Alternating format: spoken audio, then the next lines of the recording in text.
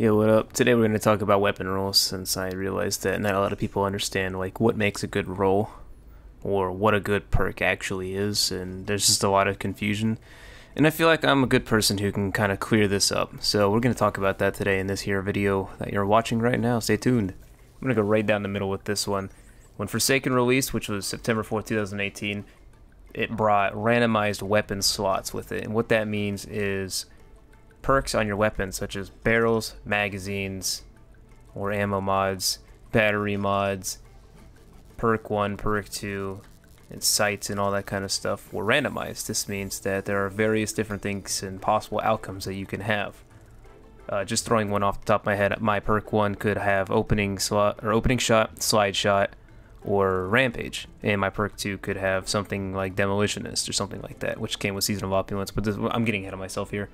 Previously to this point, Destiny 2 did not have randomized weapon slots, so everything was deterministic. So if I got a Jack Queen King, it was a Jack Queen King no matter how you looked at it. It wasn't like this god roll or shit roll Jack Queen King. That just means that certain weapons were inherently dog shit. Hooray. So I didn't intend for this to be a whole brand new player guide, but I'm gonna go into it anyways because for completion. And you'll see on screen we have this image of my AUSTRINGER that I like to use every day, and a lot of colored rectangles, and we'll break these down right now. And so you see here in our white rectangle, this is our actual archetype. This is usually directly linked to the rounds per minute, and our AUSTRINGER here is an adaptive frame hand cannon, which means it fires at 140 rounds per minute and does more damage than a 150, I guess is the archetype bonus. Each archetype has a bonus, whereas like 150 RPM hand cannons have lightweight, which gives you plus 10 or plus 1 mobility depending on what number set you're looking at. And 110s do whatever 110s do. I actually have no clue. The archetype is never random rolled as of the date of this video, as far as I can recall. And that's about it. And so next up in the green, we have our barrels, or usually sight mods. Now, as far as I recall off the top of my head, there has never had a weapon which has had both a barrel and a sight like selection, so I don't think you can get them.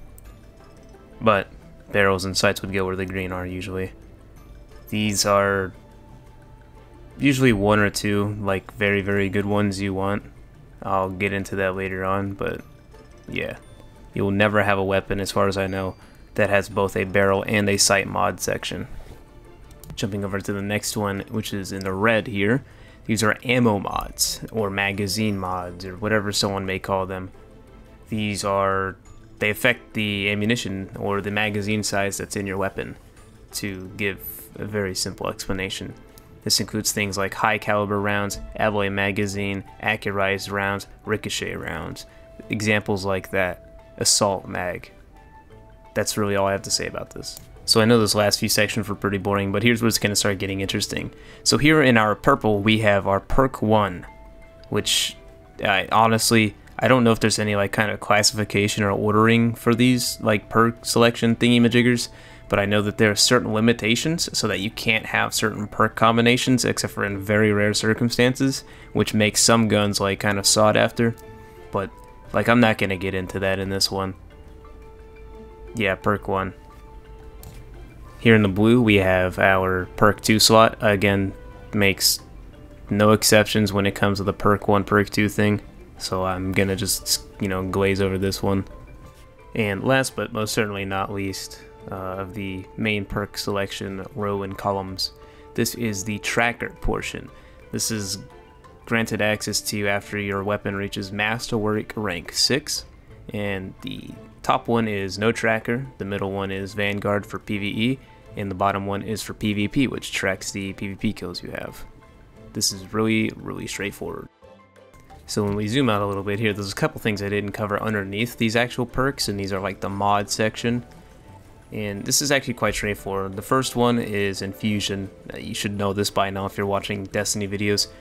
The second one is the Masterwork, that's highlighted in yellow here. That is something you level up with enhancement cores, enhancement prisms, and for armor you use ascendant shards, but this is a whole different thing. I'm not getting into it. Once this hits level 6 via using materials to upgrade it, you get access to the tracker. The masterwork you get is somewhat important. It's probably lower than, like, say, a good barrel or magazine or perk mod or whatever, but you definitely want to get, like, your peak masterwork. Like, this has a range masterwork, so this is a pretty sick AUSTRINGER, and I'm very happy with it. And the last slot is the mod. This is just a modifier for how your gun will function. I don't really need to go into these. Okay, so that was pretty simple and straightforward, right? Dope, cool, awesome. So let me introduce you to this concept known as curated roles. Curated roles have perk slots and perk selections that can only be rolled within that specific role. For example, the curated Mindbenders, which I'll show on screen, has opening shot and rampage. You cannot get opening shot on Mindbender's ambition normally. And I'd like to point out, it's also worth me noting that in most cases, a curated role will drop fully masterworked already, so that's level 10, so that could be a pretty sick source of enhancement cores if you need them. So jumping back on the topic of perks, I generally break these down into two different categories, that being lethality and utility. Lethality being anything that increases the damage or lessens the time to kill of a weapon, and utility being anything that benefits it in pretty much any other way, like handling, ADS speed, aim assistance, reload speed, etc. Now the list here are just some that I just threw off the top of my head, got some icons from. This is in no way, shape, form, manner like a tier list or in any order that they are like in terms of usefulness. They're just organized alphabetically, and I just kind of picked some of them where I thought like, hey, these are kind of good. You know, nothing from the top or anything like that. Of course, you know, there's others that are way better than some of these on this list, but that's how I just picked these out. And something I want to point out is 1-2 punch is something I would consider a hybrid, since it doesn't really lessen the TTK of a gun, but it does kind of help you out in terms of lethality, but it doesn't also benefit a weapon, so yeah. And I'm not going to go and explain every single perk and its numerical, statistical, and effect level benefits. Like, that's a different video, and that one's going to be titled Ad Revenue, the video. All jokes aside, if that ever happens, it'll be way later. And so here I'm going to give two different examples of two weapons that benefit both sides of the spectrum. And here we'll start with the AUSTRINGER, which is almost an entirely stacked towards utility weapon, but it's still a very, very solid hand cannon. It's very consistent, and these utility perks tend to add to that, or even make it more customizable than, say, something like a spare rations. And to contrast with that, I bring up quite a notorious veteran from year one, the AUSTRINGER, which was just notorious for getting those kill clip procs and just being able to tear through teams at a time in year one, just because it had kill clip. And it was this archetype of SMG where headshots were just rewarded so incredibly. Okay, so here we are 8 minutes, 8 seconds later. You're probably sitting here like, okay, cool, I learned a lot from that. How do I know what weapons roll with what perks? Well, there's a couple different resources you can use for that. I use LightGG, light.gg. I'll post the link in the description. It tends to show curated rolls, all possible perks, barrels, magazines, sights, scopes, everything. It's an incredible resource, and I recommend you check that out. It also shows you like the weapons, the new mods, the new perks, the roles that the new weapons can have on DLC releases. So just want to give a little shout out and a plug there, because that is beyond an invaluable resource when it comes to theory crafting weapons and role loadouts and stuff like that for not only myself but my friends and even my enemies. And I just want to throw out there, before you like go kind of asking, what is a god rule, I just want to throw out that your random rules only influence maybe up to 10%, maybe 5% of your gameplay. The most skilled player and a skilled player in general will always be able to kind of work around a random rule. And they'll have sound cues and environmental cues, and they'll just understand fundamentally how to play the game. So it's very, very, very unlikely, unless it's like a one-on-one shotgun battle where pellet RNG is the winner, that a random roll is going to decide a match for you. So this is pretty much all I have on this topic. I was going to go a little bit into a more subjective turn of this, where it was like I was going to explain what to me makes a good roll, or what I think is a garbage roll versus a good roll versus a roll that makes sense.